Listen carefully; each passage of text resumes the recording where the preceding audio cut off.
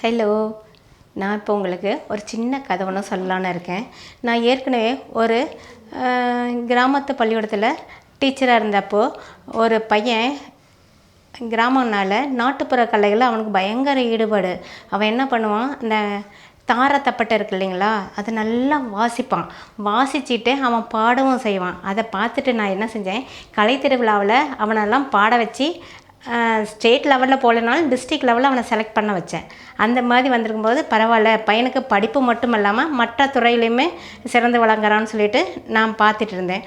கொஞ்ச நாள் ஆக ஆக அவன், நான் அவங்ககிட்ட நல்லா பேசிகிட்டு இருக்கும்பான். அப்போ சொல்லுவான், எப்போ அந்த தாரத்தப்பட்டெல்லாம் வாசிக்க செய்கிற, என்ன செய்கிற அப்படின்னு கேட்கும்போது அவன் சொன்னான், பகல் நேரத்தில் நான் ஸ்கூலுக்கு வந்தாலும் சாயந்தர நேரத்தில் திருவிழா காலங்களில் இந்த ஏப்ரல் மே சமயத்துலலாம் திருவிழா வரும்போது அப்போ நாட்டுப்புற கலைகளை ரொம்ப முக்கியத்துவம் கொடுத்து என்ன பண்ணுவாங்க, வாசிக்கிறதுக்கு ஆள் இல்லைன்னு கூட்டிகிட்டு போவாங்க. அந்த மாதிரி சமயத்தில் நான் போய் இதெல்லாம் கற்றுக்கிட்டேங்க மிஸ் அப்படின்னா.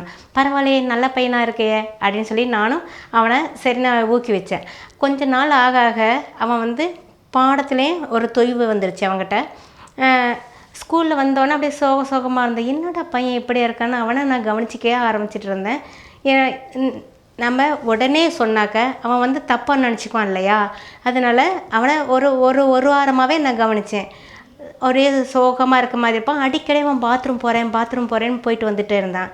என்னான்னு சொல்லி கூப்பிட்டு அவனை தனியாக கூப்பிட்டு, என்னப்பா என்னாச்சு உனக்கு, உங்கள்கிட்ட நிறைய மாற்றங்கள் இருக்குதுன்னு சொல்லி கேட்ட உடனே அவன் ஓன்னு அழுவ ஆரம்பிச்சிட்டான்.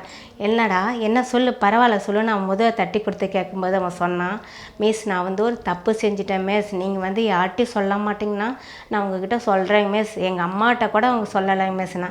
சரி சொல்லுப்பா, நீ தப்புன்னு தெரிஞ்சிட்டில்ல, அப்போனா நீ கண்டிப்பாக திருந்திக்குவ, என்னன்னு சொல்லு, என்னால் முடிஞ்சவரை நான் அதை நான் சரி பண்ணிடுறேன் அப்படின்னு சொல்லிட்டு அவங்ககிட்ட கேட்டேன். அப்போ அவன் சொன்னான், மிஸ் நீங்கள் கூட சொல்லுவீங்கள தாளத்தப்பட்டெல்லாம் நான் நல்லா வாசிக்கிறேன்னு நீங்கள் சொன்னீங்கல்ல.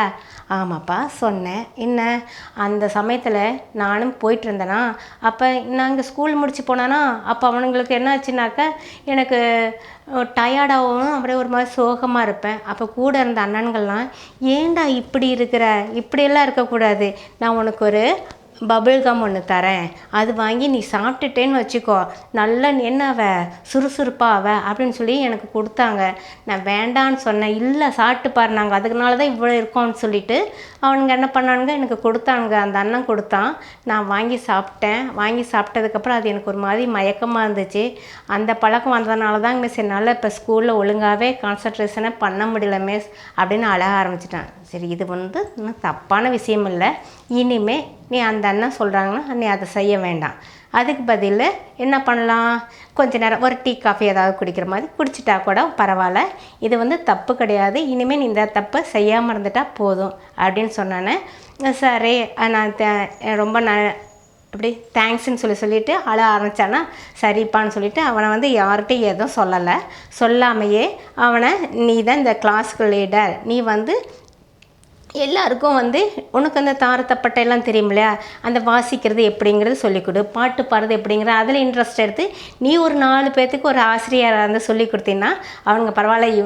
அந்த இப்போ நீ என்கிட்ட பாடம் கற்றுக்கிட்டதுனால எனக்கு இந்த மிஸ் மாதிரி ஆகணும் நீ சொன்ன இல்லை, அது மாதிரி இந்த பசங்களும் நாளைக்கு எனக்கு இந்த மனிஷ் தான் சொல்லி கொடுத்தான்னு சொல்லிட்டு ரொம்ப சந்தோஷப்படுவான் அப்படின்னு சொல்லி சொன்னேன். சரிங்க மிஸ், நான் இனிமேல் நான் செய்கிறேன் அப்படின்னு சொல்லிட்டு அதில் அவன் தான் ஸ்கூல் லீடராகவும் இருந்துட்டு எல்லா விஷயங்கள் அப்படிங்கும்போது அந்த ஃப்ரீயாக இருக்கிற டைமில் அந்த நீதி போதனை கதை சொல்லும்போது எந்த மாதிரி செய்யலாம், அவன் விளையாடும்போது எந்த மாதிரி விளையாட்டு விளையாடணும், அப்போ நாட்டுப்புற கலைகளுக்கு முக்கியத்துவம் கொடுக்குறது எப்படி அப்படிங்கிறதெல்லாம் அவனை ஸ்டெப் பை ஸ்டெப்பாக சொல்லி கொடுக்க வச்சு நாங்களும் எங்கள் ஸ்கூலும் ஓரளவுக்கு இப்போ நல்லபடி வந்திருக்கோம்.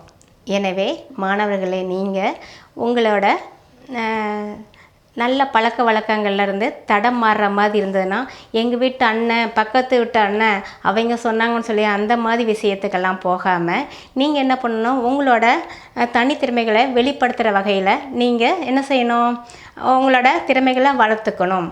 அந்த மாதிரி செஞ்சிட்டிங்கன்னா இந்த தேவையில்லாத தீய பழக்க வழக்கங்களுக்கு நாம் ஆளாகாமல் இருந்துருவோம். அதனால் நல்ல பிள்ளைகளாக வர முயற்சி செய்யுங்க. நன்றி, வணக்கம்.